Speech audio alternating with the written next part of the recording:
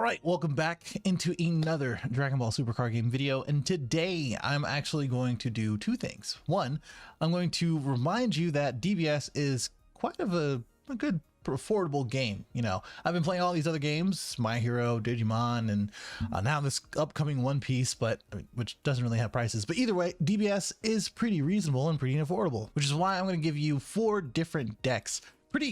I wouldn't say completely different, 2 of them are yellow decks, but pretty different decks with different things in mind of what they want to do for every archetype and every color. The second thing is that I would like to choose my winner. I want to say thank you to everyone who has been subscribed, even from the beginning or pretty recently, or just getting into the game and now discovering my videos. I really do want to say thank you. We just hit 6,000 and we're blowing past that right now. So if you are part of the 40-50% who are not subscribed, please go ahead and do that and we can continue to get to 7,000. But I did do a giveaway for this golden cell. If you haven't seen it already, this is what it looks like. It's very golden, very shiny. It's by TCG Metals. I'll put their link in the description. If you didn't win this, at least you can buy it.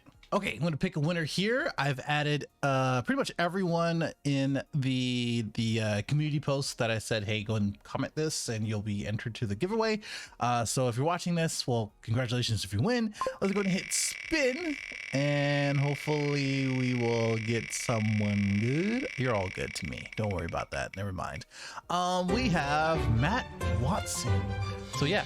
I will, if you can, just comment below, just respond with your Discord name, and then you can verify on the YouTube. Well, we'll figure that out. I'll reach out to you on Discord, and then you can verify that on the community post. Moving on, I'm going to talk about this deck, which is, you know, one of my favorite decks that I've built in a very long time. And I got the concept from just exploring Golden Frieza. I've seen different builds for it and etc.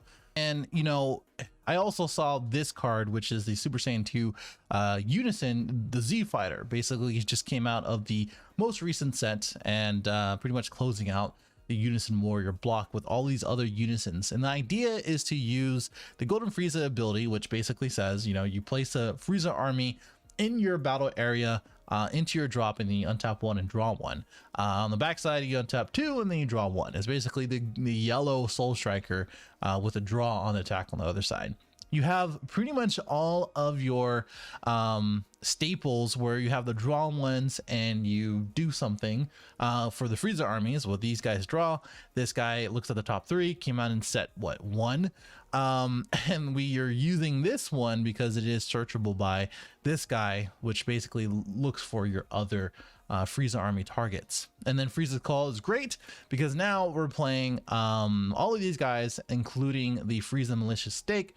I always think it's Stake. And then you get to basically play out a 2 cost, which is the only thing is going to be this one. I used to play the 2 and 3 line, but it's not worth it in this. Where you can play out another 1 cost and look at the top 3, and you also take a life, and then you untap 1, draw 1. So it does a lot for you. It's basically your awakening on a stick. Either you pay 2 here, you untap 1, draw 1, which is effectively 1, or you do Frieza's Call and then do it that way. And then we also have the Unison package. So the thing about this deck is that basically you want to use your Unisons early game. You want to swing with them. This guy gets 10k power for the duration of the turn on the +1. So you pay 1, you get to 2 markers and you swing with 15k. This guy pretty much does the same thing, or you can just draw. And the thing about these is that pretty much all of these have Empower, including the SS2 and the Gohan, and as well as the Vegeta, where Vegeta basically says if he has 3 or more markers, you get to play, when you play this card, you get to choose up to 1 of their opponent's battle cards, 4 or less, and KO it. And then it gets 5k. So it's a 9k, and then you +1, and then now it's a 14k or 15k, sorry. And then when it's placed in your drop area, from your Unison area, you draw 1. So basically you just keep playing these cards where this guy gets to draw 1 if you have 3 or more, and then this guy gets to tap down 2. But generally what you're doing is that you're drawing with this guy, you're playing this on a 2 marker Unison to draw 1, and then you're swinging with 15k, and then this guy is just removal, and as well as a 15k swing, which if they get rid of it, you draw, or if you replace it with something else, you draw as well. And they're all pretty reasonably priced because they're uncommons and commons and uncommons. And then this guy is an SR, and then this guy is an SR. So don't worry about these these numbers up here, because they're all, every single one of these decks will be at or around 50, 60, $70, around that range, depending on what is fluctuating at the time. But it's good.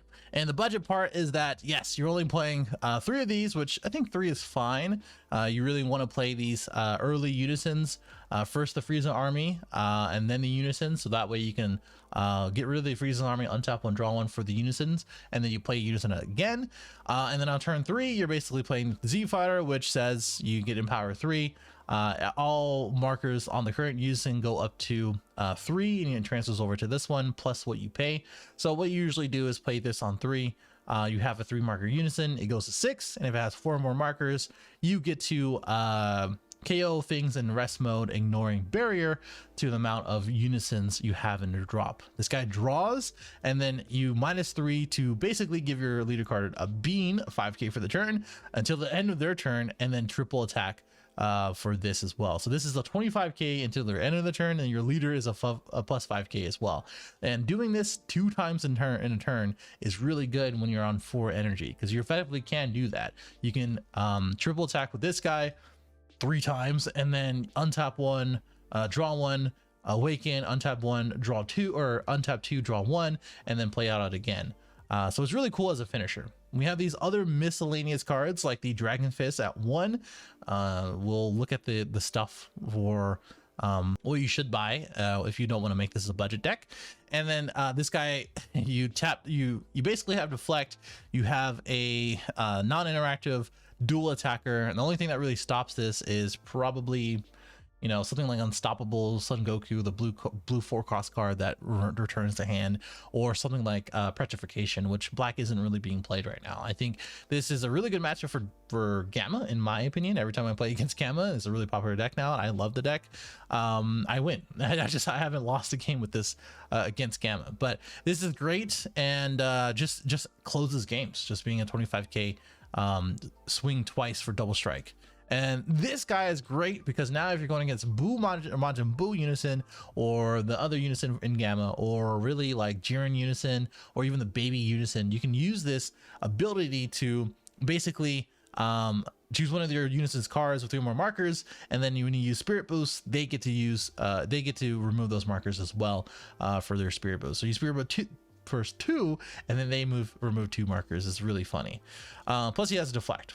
Then we also have Goku black on the line, just because you can tap cards and get Poutine out.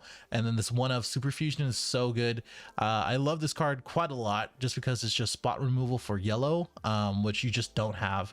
And it's just nice to have a blue-yellow generic card that is a 10k for 0. For the cards that you could be adding, as far as this to be no longer a budget deck, this instead is kind of like the budget SCR. I don't have this picture, but I have it in the next yellow deck. But the new Piccolo Gohan SCR is probably to be a lot better. But this is really good, on par with Frieza, because now you have 2 cold bloodlusts and technically some removal. And I think this is really good as a choice, as a SCR for budget. We also have these robotic riposts, which the reason why we're playing the malicious streak and the 1-drop is because we don't have robotic riposte. Robotic riposte says no to everything, and you kind of replace all of these other cards like Goku and all these other ones. You bump up Dragon Fist up to like 2 or 3, and then you go into this package where it's the yellow good stuff. You use this for Frieza's army target to use the leader effect. Final Flash is just good to end games, and as well as prevent you from losing. Steadfast replaces, I don't have it in this deck, but Mutaito. Mutaito is a really good replacement, which we'll talk about in a second. And it's just really good because now Frieza, and as well as Steadfast, with Frieza's Call and Frieza's Army Reinforcements, those are all really good to get the extra card count in. And then we also have Krillin, so if we're not playing Avenging Frieza, you should be playing Krillin instead.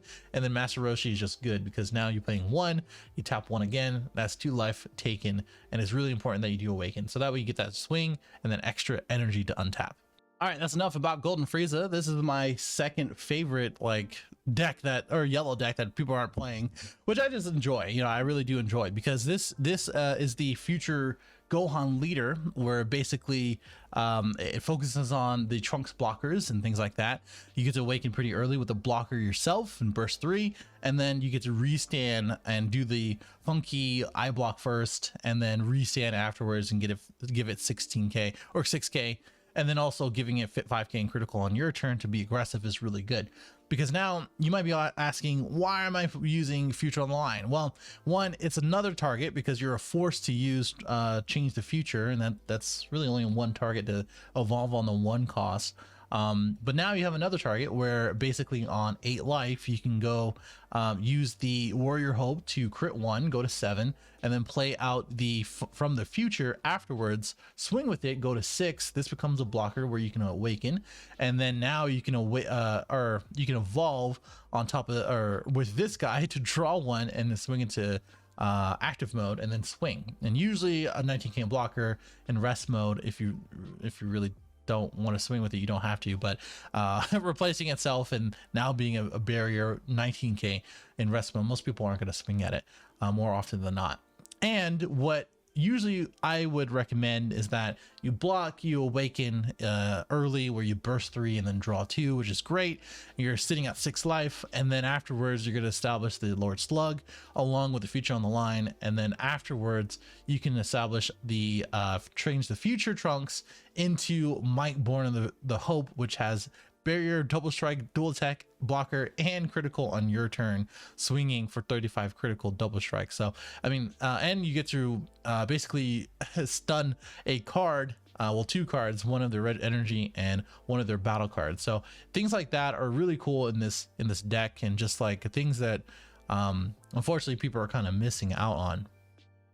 Definitely not the best deck, which is why it's a budget deck, which is why it's not something I would personally take to a tournament, but it's something that people should learn and as well as experiment with to see how it does against you know, the better decks or just the more common decks.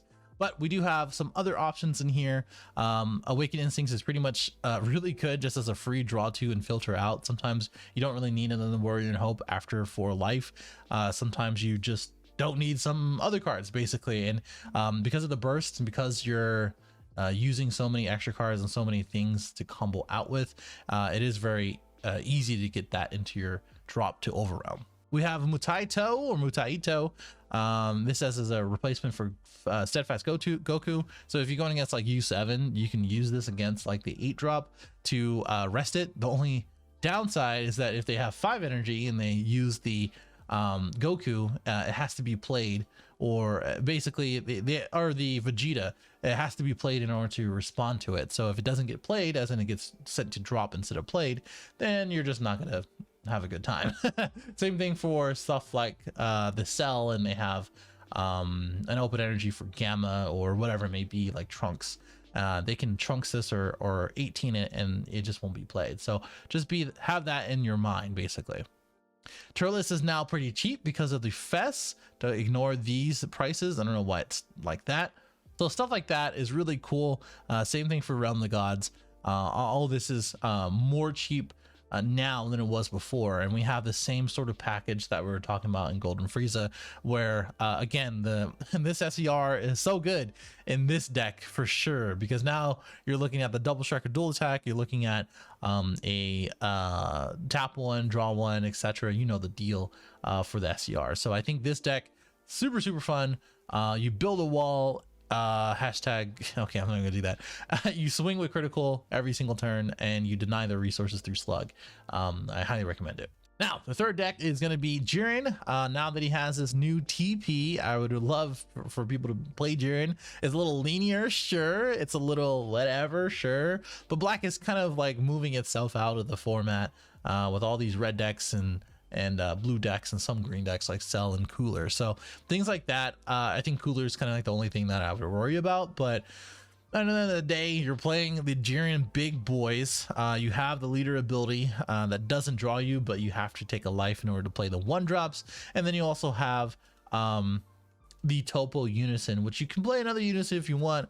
But if you plan to upgrade this deck I would say, you know, look into the TP that basically plays their unison, your unison for free with a marker, and then you can kind of just consistently do that over and over again. If you haven't already checked out my long ago deck profile when I got top 16 with it, go ahead and check that out, because like honestly it hasn't really changed too much, unfortunately.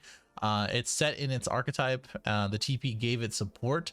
It's a little expensive right now, so again, this is the budget version. And then Violent Rays and Proud Retribution, those are really good against like blue decks and things like that. And of course the broken SCR, it is very, very good to board clear and to burn one. Can't really say no to that, but thankfully, things like the other TP, this one, the Unseen Potential, is now going down in price around like less than $4 or $5, and now you can search out the topos, you can search out pretty much all this other stuff. Only downside is that you have to bottom deck a card, and it's a 15k whatever. Like honestly, it's a very much of a whatever card. Then finally a green deck, which is going to be the Cell. This is pretty accurate to pretty much anything, honestly. Like if I was going to take Cell, this is not going to be too far away. And I think a lot, like you probably wouldn't need to play 8 of these, but because it's a budget deck, you're kind of compensating for the cards that you are missing. And it just really depends on what direction you want to take. Even some of these Cell or the 1-drop Cells you can kind of mess around with, but honestly, if you buy 2 of the ultimate decks, and as well as just put them together and add a little bit more, maybe replace like I said, the 18 with the Defending Father, some of these boos, this guy that taps down something as long as you have 4 more energy. I think you have 4 more energy, yeah, 4 more energy and a 4 cost Cell, and then as well as the Deity's Wrath is really cool, because now you're gonna have a broken unison that gets 4 markers when it's played. Stupid. You get to play the Frieza to respond to anything 7 or less, and then you get to play the Zamasu that usually doesn't go away unless you're playing against red, which if you have playing against red, then you're playing a different ball game. And the updated or upgraded stuff that you should be looking for is Dormant Potential for sure, where it basically says, hey, I'm playing these blockers where I'm going to Dormant Potential, I'm going to block, this guy doesn't die, and then yeah, deal with it basically, because you only have 1 more attack after that, and you get to do all the things that you want to do. Gray Sandman's like $4 or $5 with the popularity of Cell going up. The card price is going up as well. This is probably the best thing you can do other than Paragus. Paragus draws you 2 and you see 2 cards, but you have to send it to warp instead of the deck, where this deck is rewarded. Wow. This deck, yeah, I guess this deck is rewarded for putting things back into the deck, so that way you can play it again. So there's that. Cell Xeno is so good because now you're looking at Perfect Force Cell along with Wretched Regeneration, which was always there. It wasn't just now edited because I forgot, and I keep editing these decks last minute. Anyway, so yeah, you play this guy for 5, you play the Perfect Force Cell afterwards, and then you use Cell Xeno with the Perfect Force Cell and another target, probably the Cell Dawn of Despair, to add to 12, and then you get to get the remaining cards out of their hand, and then swing double or quadruple strike for whatever reason they printed that for. So there you go, as a finisher. And then we also have Golden Frieza, which if you want to sacrifice your high marker Vegito, it's gonna happen, so that way you can board clear, you have triple strike, and you get to restand this guy afterwards. So really good card. There's a reason why it's expensive, and the reason why like green decks are now happy, or green players, just to say, playing green decks are now happy because of this card. But that is the last of my decks. What I will tell everyone here is that let me know in the comments below if you want any gameplay for any of these decks. Just let me know in the comments, right? Let me know what deck, let me know why, what are you planning, whatever it is. And then if you can get to let's say 50 likes on this video or more, I will do gameplay for each one of these decks. Until then, subscribe if you're new, like the video, dislike, whatever you want to do. I'll see you in the next one.